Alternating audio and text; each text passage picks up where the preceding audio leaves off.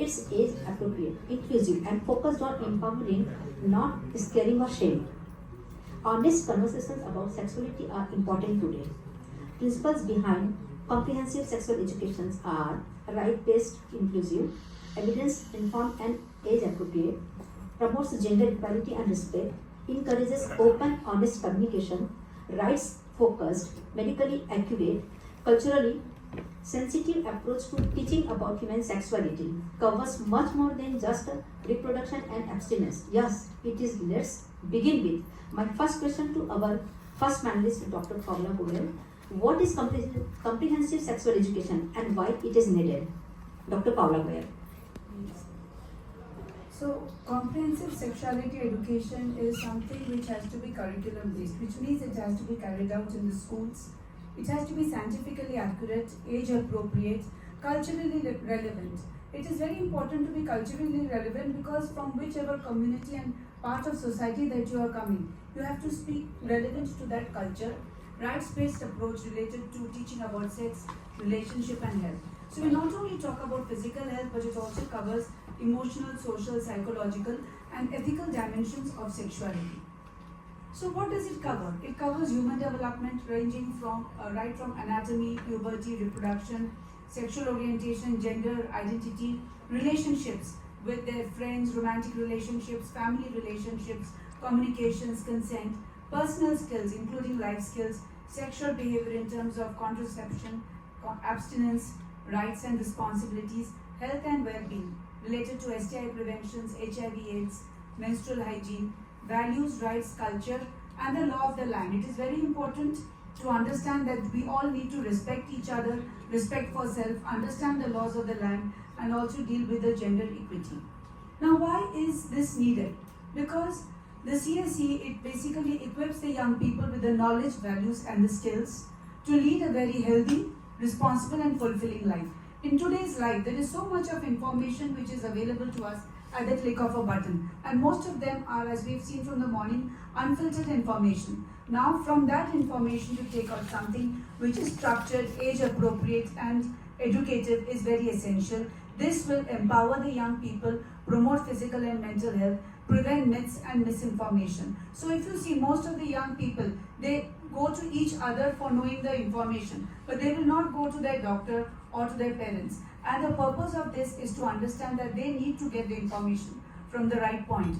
It encourages gender benefit, one second madam, and supports safe school and community environment. And over a period of time in the places where this has been carried out, it has proven to be very effective. Now my second question to our second panelist, Dr. Ram Bharat. Benefits of comprehensive sexual education. Please explain. But just now many points have been explained by madam, but I will just highlight few of the points that since it is structured, ethical and age appropriate and right based, first of all it builds knowledge about their body structure, their body physiology. They build healthy relations. They reduce gender based violences. There is reduced risk of sexual behaviors because there is delayed initiation of sexual behavior, reduces number of multiple partners.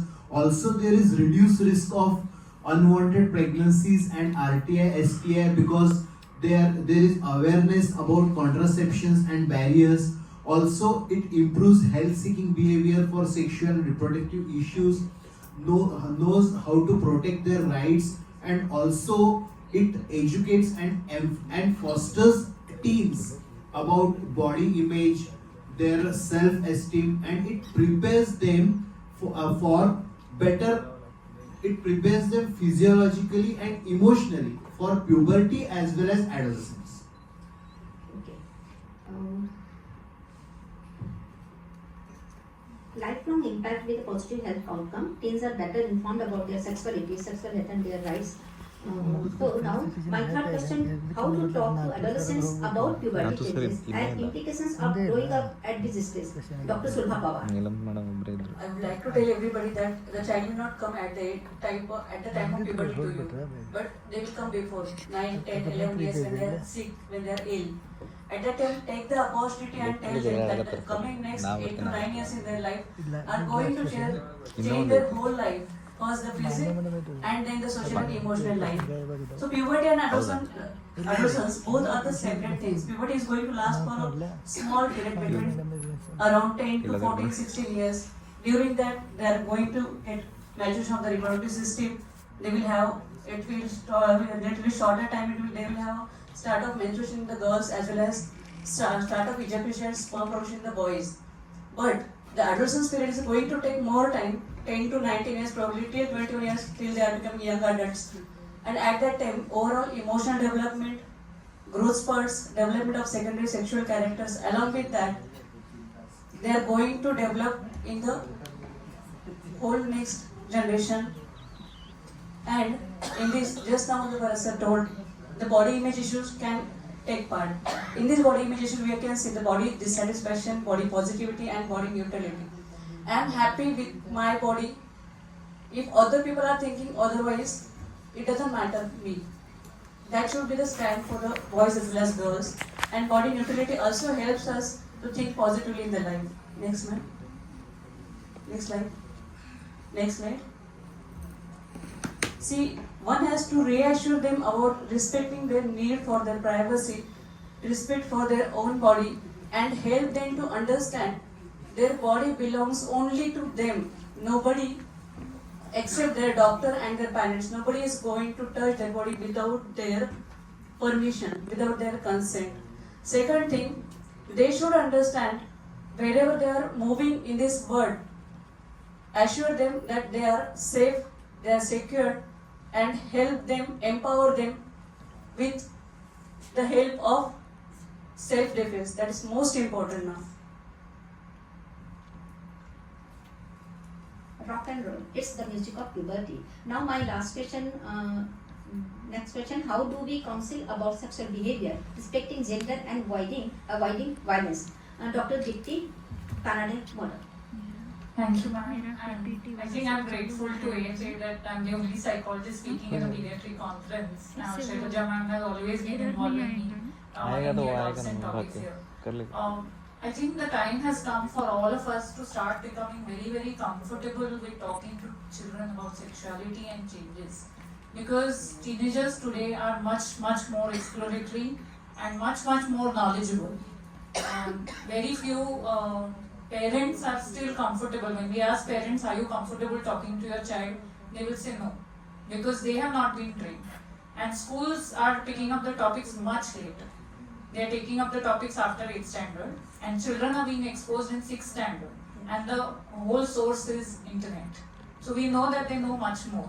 So how comfortable are we in our clinical setups when a child comes to us? And most of the time, the child is referred to the pediatrician because हाँ lost है, आजकल focus नहीं है, I can see him more of the time with the phone, he's more time spending with the friends. So when there are concerns, they will come.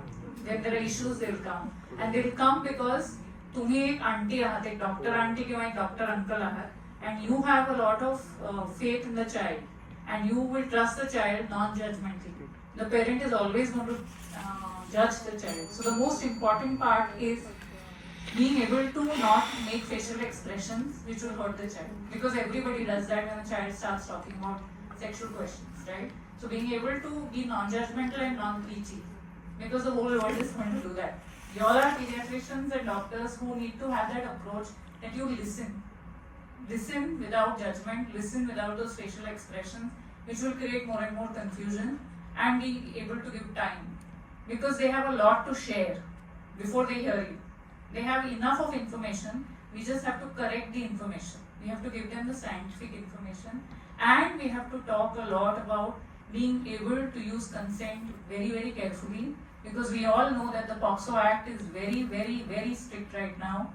There is enough evidence to show that there are a lot of crimes being conducted, and if we do not report them, even we are held responsible. We all know that. Yeah. So making every teenager aware about their body, about their emotions, about relationships, about boundaries, about empathy, and about consent for everything. Even about using a picture which is clicked by a friend should not be used by anybody on social media without permission. So talking about sexual health begins with talking about emotions, bodily changes, relationships, boundaries, and we have to start talking as young as 11-year-olds because they are entering teenage and giving information with parents' consent, saying that this is the need of the hour. Thank you, Dr. Deepti. Now I am directly coming to the key messages because I have skipped one set of questions from my panelists, so extremely sorry for that. Now the key messages we can just say in brief. Puberty is the phase of growth spurt, physical changes and sexual maturity. Gender equality is a human right. Education and awareness are key to achieving gender equality. Comprehensive sexual education is the right for healthy development of students. Sexual offences are mandatory to be reported and are punishable under POCSO.